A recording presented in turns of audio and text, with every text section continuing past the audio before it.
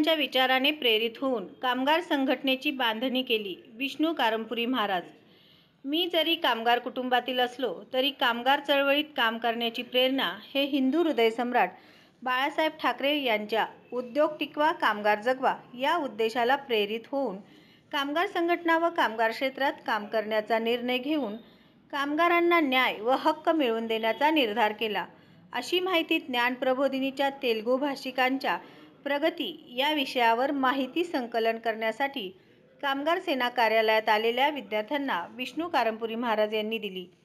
ज्ञान प्रबोधिनी संस्थेच्या वतीने तेलुगू भाषिकांचा विकास व संस्कृती या विषयावर अभ्यास दौरा अभियानाअंतर्गत देवीदास यादव सर यांच्या नेतृत्वाखाली विद्यार्थी समूह कामगार सेना कार्यालयात आले असता कामगार सेनेचे विष्णू कारंपुरी महाराज त्यांनी त्यांचे स्वागत केले आणि प्रत्यक्ष चर्चेस सुरुवात झाली।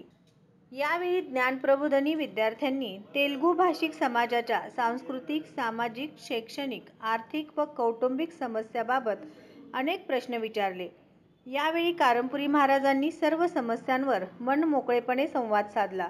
यावेळी सर्व विषयाबरोबर स्वतः कारंपुरी महाराजांनी कामगार क्षेत्रात कसा सहभाग घेतला असा एक प्रश्न विद्यार्थ्याकडून विचारला असता कारंपुरी महाराज म्हणाले, मूळ तेलुगू भाषिक समाज हा कष्टकरी समाज आहे।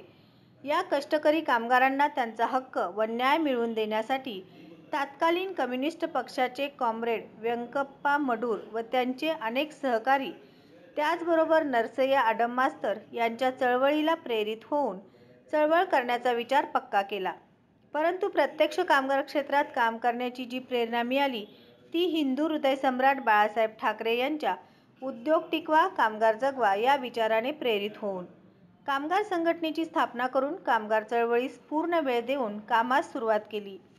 ज्ञान प्रबोधिनीच्या विद्यार्थी समूहाच्या तेलुगू भाषिक प्रगती या विषयावर अभ्यास अभियानाअंतर्गत महाराष्ट्र कामगार सेना कार्यालयात श्री देवीदास यादव यांच्या नेतृत्वाखाली आलेल्या सर्व विद्यार्थ्यांसह सदर प्रसंगी कामगार सेनेचे विठ्ठल कुराडकर, रेखा आडकी, प्रसाद जगताप, अरुण सिडकिद्दी, स्वाती शिंदे, श्रीनिवास चिलवेरी, श्रीनिवास बोगा, पप्पू शेख आदी उपस्थित होते।